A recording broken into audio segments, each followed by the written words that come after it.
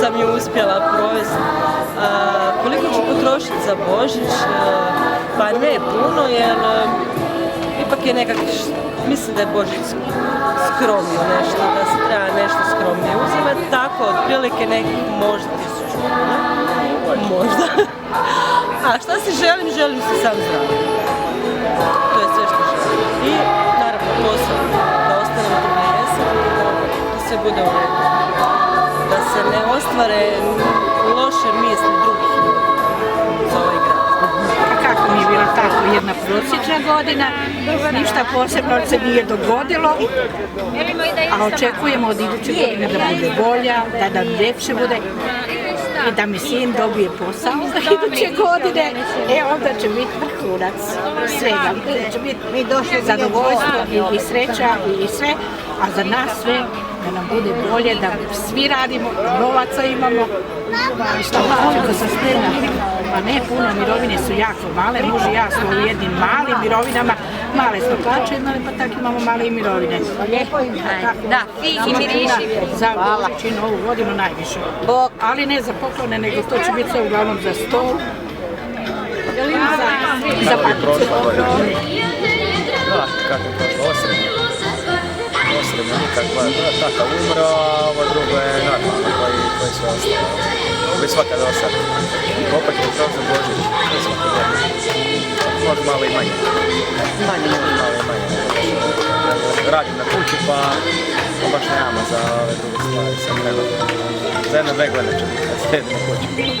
Ja, sam da bude djeca zdrava i ne sve.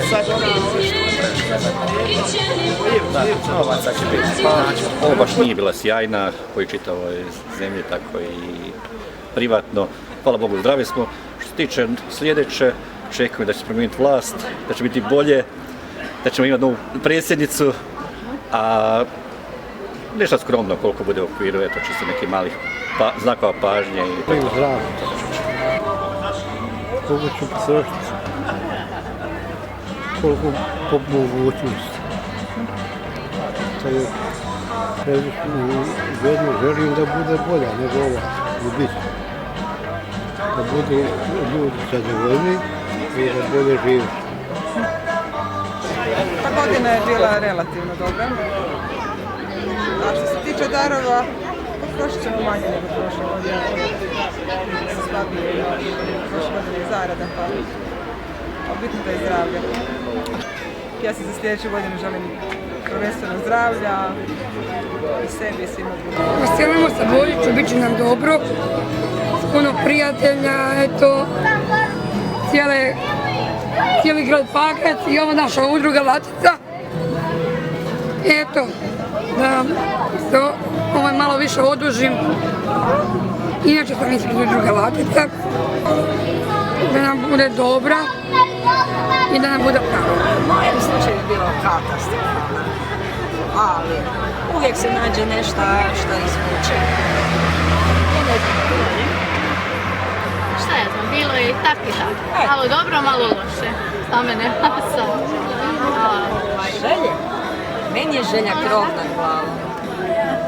A tebi? A ja imam krov, ali želja mi je da bude bolja godina. I zdravlja. Ali želja mi je da bude bolje. Na novu ili za nove godine, jel? Ja, sljedeće. Potrošit ću, možda, 2000 kuna. Ako imam. Pa kad djeca zahtijevaju? Imam djecu, a samohrani roditelj.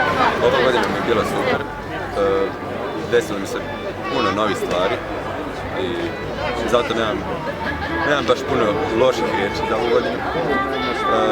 I što si želim u sljedećoj godini, pa vjerojatno da budem uspješniji, da mi bude još bolje nego ove godine i koliko mislim potrošiti za ove blagdane.